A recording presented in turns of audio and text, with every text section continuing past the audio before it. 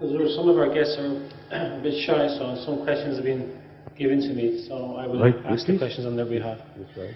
One of the questions is, in view of the fact that the Holy Shroud of Jesus is a medieval forgery, how can you prove that Jesus did not die on the cross?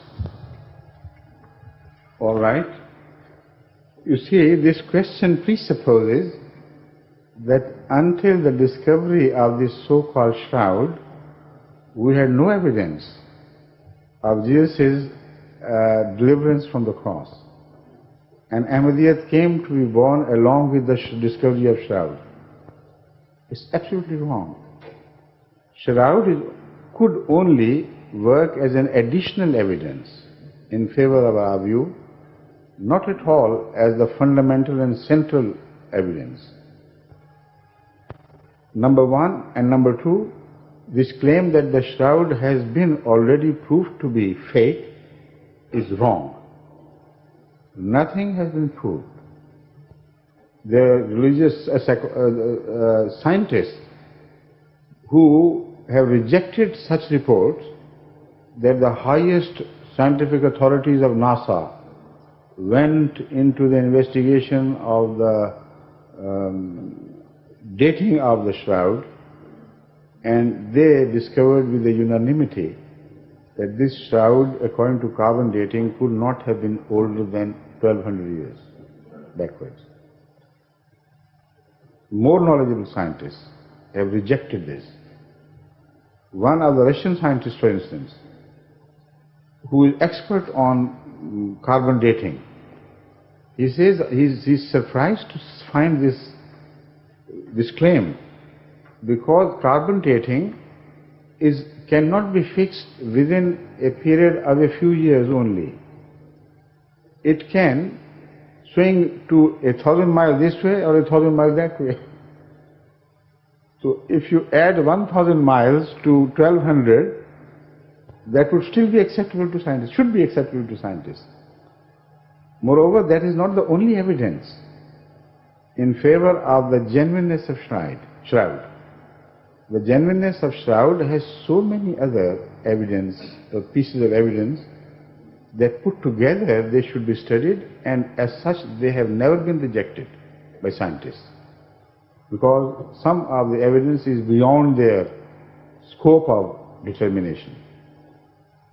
Scientifically, they can only say that the blood marks on the shroud are neither paint nor marks created by the burning or scorching of the cloth.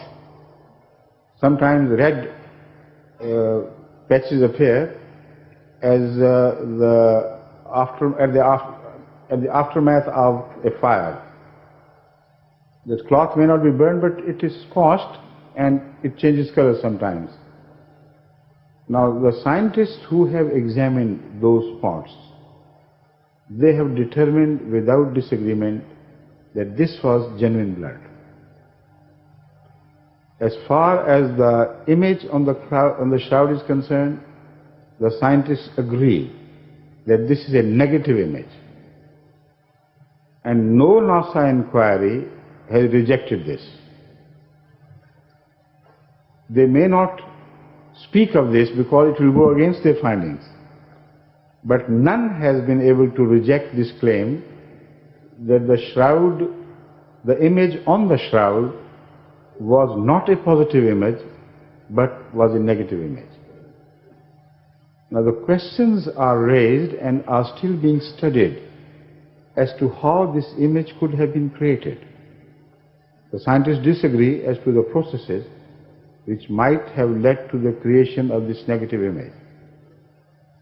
But none, and I repeat, none of them has been able to present a scenario whereby a fake artist could have painted a negative image of Christ on a cloth.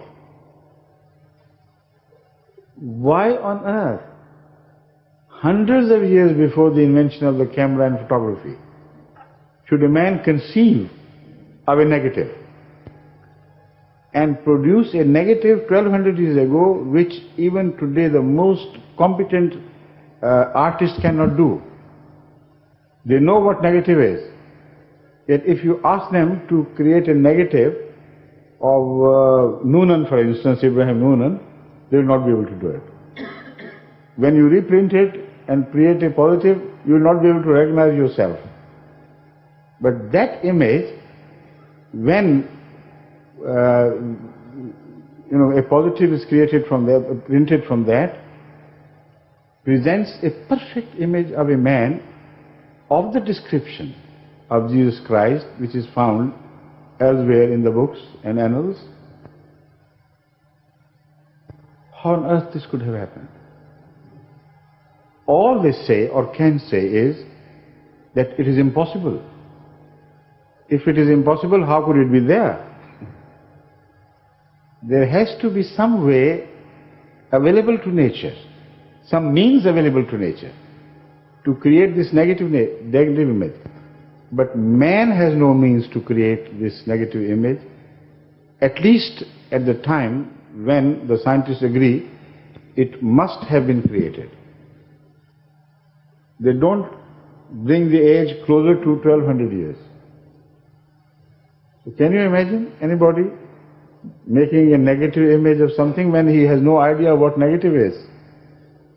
So the evidence is so powerful and overwhelming that this cloth cannot be declared as a fake cloth. All that they can say is that the age of this cloth falls short of the age of Jesus Christ when worked out backwards from our time. If Jesus Christ happened to be 2000 years ago, then all the best they can say is that this cloth does not reach that age backwards in time. But then, who was the person? Why this miracle? In favor of whom? Because miraculous it is. Not against the laws of nature, but miraculous, of course. So they are avoiding many important questions which have to be raised. But fortunately, there are other scholars who are pursuing this matter further. And there is one Ahmadi scholar particularly, and also an Ahmadi scientist lady in America, who have been entrusted the task by our research group here of making further investigations. And we believe, inshallah, we will be able to provide enough evidence to give a lie to the so-called NASA report and establish the fact that under certain natural circumstances, an image on a cloth of this description can be created. But that's not all that we depend upon. You said about our evidence. The evidence, first of all, lies in the fact that when Jesus' body was taken down from the cross and pierced, blood and water gushed out. Now, every medical expert can tell you that blood does not gush out of the body of a dead man or out of a corpse. Why should it? It's coagulated. So, this evidence, number two, the legs of Jesus Christ were not broken, while the legs of the other two culprits who were hanged by his side, they were broken. Again, the time he spent on the cross was no more than a few hours. On a Friday afternoon, he was hanged or put to cross, and before the sun set, his body was taken down. Because the Sabbath was to begin, and according to Jewish practices, nobody was permitted to continue to hang when the Sabbath started, and it started with the sunset. So why should they have taken 3 days normally to kill a man through crucifixion, if he could be easily disposed of within 2-3 hours? That means normally this was a means of not only causing death, but to cause torture. A death through torture was behind the design of crucifixion. But Jesus did not hang beyond a few hours. And he was a sturdy man, very stiff habits, very pure habits. So we can't imagine him having died so quickly. And another piece of evidence from the Bible is that some sorts of ointment was prepared by his disciples and was applied to his body. There is absolutely no reason for any ointment to have been applied to his body if he was not alive. Because dead men's bodies were never applied with any potions or ointments. So that is another piece of evidence why it happened. Why the secrecy about his burial place or sepulchre? Why were Jews so worried? And why they went to Pilate demanding his body? Why did they express their doubt about his being alive? If his death was so certain and the whole people had accepted as a positive, as something which had happened positively, then there was no reason why Jews should have gone to Pilate and said, produce his body or put some guards over his sepulchre, because he may not have died. And again, they blamed him, in their words, for treachery. They say he was a cunning man, treacherous man. He may come to life again while he had never died at all. So he may claim that he had come to life again. While he was still alive and having cured of his wounds, he may appear in public and say, look here, this is my miracle. All this shows that the people, the first witnesses of the time, were not sure of what had happened.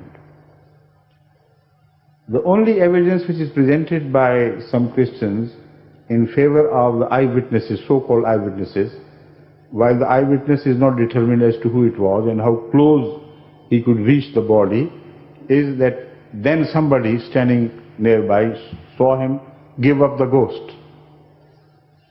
No, he didn't see the ghost escaping his body, of course. Anybody who swoons, for instance, will appear to have given his ghost to an onlooker at some distance. But this particular evidence was specifically rejected by Jesus himself. Because when he appeared to some of his disciples and they suspected him to be a ghost, he said, no, I am not a ghost. I am the same person who was crucified. Come and touch my wounds here and there, see signs. So some unidentified witness says he gave up the ghost, and the ghost himself, the so-called ghost, says, no, I am not a ghost. So there is so much evidence, and I have spoken on this subject from various angles repeatedly during my question and answer sessions, but I think for the time being this should suffice. Thank you.